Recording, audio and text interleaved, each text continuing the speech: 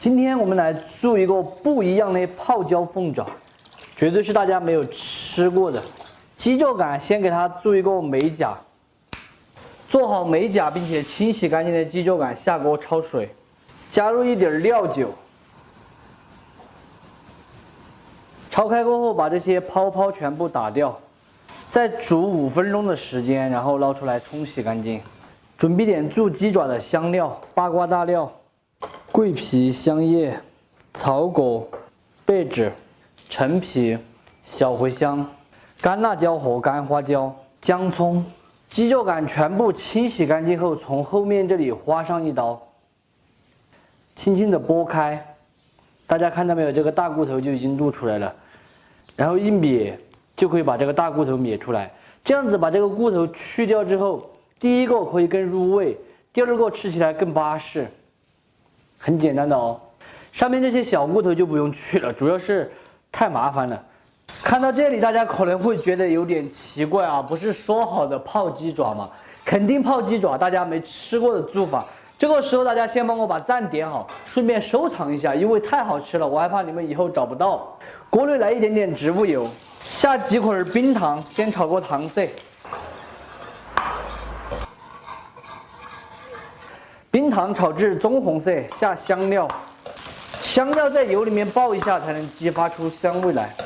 当我们闻到香料味特别浓郁的时候，加入水，调味一点盐、鸡精、酱油、胡椒、蚝油、老抽2滴、料酒，下入鸡肉感，烧开后转小火，盖上盖子卤20分钟的时间。这个鸡肉感卤的时间也差不多了，接下来把火关了，不要揭开盖子，让它在里面焖15分钟，这样子会更加的入味。现在来切上一点青红2荆条，吃的比较辣的朋友可以用小美辣，切成块块。再准备一点紫姜，切成粗丝。再来切上一点蒜片、鲜花椒。这个鲜花椒在网上都可以买得到的哈。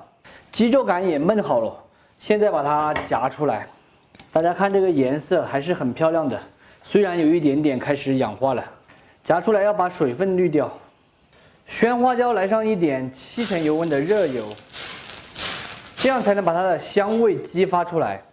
另取一个大碗，加入一点矿泉水，调味盐、糖、鸡精、生抽酱油、蒸鱼豉油，倒入鲜花椒和油，还有这个蒜，再把青红椒、紫姜丝也放进去，先给它搅拌均匀，再把冷却的这个鸡肉感放进去，翻拌均匀。这个鸡肉感因为放了糖色，夹出来之后放在空气里面很容易氧化，颜色就不是很黄了。非常好吃的鲜椒泡鸡爪就做好了，真的做出来鸡爪有卤香味，还有鲜椒味，还有花椒的麻味，各种味道融合，口感真的特别的好。喜欢的朋友可以收藏着，有时间的时候试着搞一下，不喜欢的免费看完就3个。泡鸡爪，我们肯定就要泡嘛，不是做好了就吃的。现在用保鲜膜给它封起来。让它在里面泡12个小时之后，吃起来口感是最佳的。大家注意，中途记得给它翻一次面，把下面的翻上来，这样子才能够更入味。今天的这道泡鸡爪，不知道大家学会没有哈？当它们所有的味道融合，吃起来真的是香。以前在成都的时候，饭店里面这道菜我记得好像是8个鸡肉感卖的是30巴一份凉菜，想想我都流口水了。早知道我应该偷偷的搞一个出来先吃一下。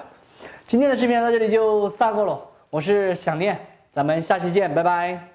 现在这个季节市面上嫩福豆特别的多，把嫩福豆和粉丝搭配，不知道大家吃过没有？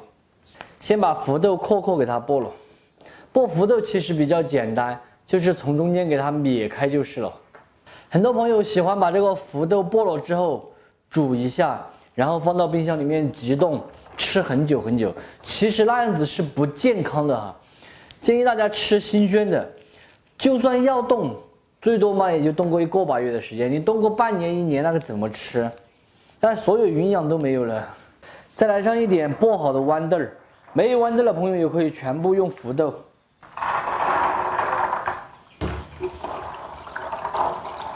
现在到这个罐子里面摸上一点泡青菜，泡青菜的泡在下面的，上面是泡的萝卜还有刀豆之类的。这个就是我去年泡的泡菜，应该一把。想要学泡菜怎么做的，大家可以看一下我往期的视频，里面还泡了萝卜这些。现在把这个泡菜切成丝。大家如果自己家里面没有泡菜的，直接买一包一包的泡青菜就可以了。酸菜我放的比较多，因为可以提味嘛。再来准备几个泡的辣椒，切开就可以了。吃的比较辣的朋友可以多放一点，不喜欢吃辣椒的也可以不放。再来上一点姜葱蒜片。今天早晨去赶场买菜的时候，遇到一个女同学，聊了一会儿天，然后她说坐我的车回去嘛，顺路嘛。然后我怎么说呢？因为那个店名叫不能打人嘛，我又害怕老板知道了生气，我就把他拒绝了。我说我给你叫个摩的吧，要不然，因为我说我害怕我老婆吃醋，我只能这样子说。哎呀，我自己现在回来想想都好笑，真的是。如果老板知道的话，真的不得了，他要闹，所以说我没办法，顺路我都不敢打他。今天中午吃点简单的素的酸菜福豆瓣汤。酸菜福豆瓣汤传统的做法一般都是用的干福豆，今天我们用鲜福豆来做。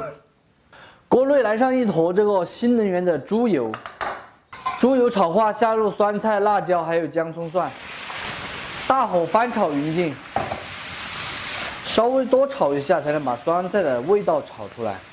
炒出香味后，下入福豆和豌豆，给它一起翻炒，加入水。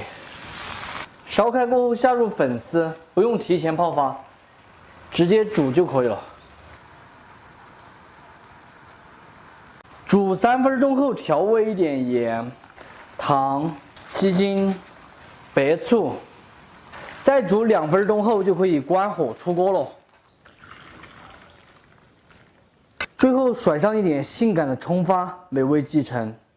非常好吃的酸菜粉丝福豆汤就做好了，榛子烧出来的汤酸爽开胃，简单又下饭，并且是经济实惠，吃起来又对。喜欢的朋友可以收藏着，有时间的时候试着告一下，不喜欢的免费看完就撒个。一个人吃来简单一点。要是有同学要找我水的话，还可以找个理由吃好一点。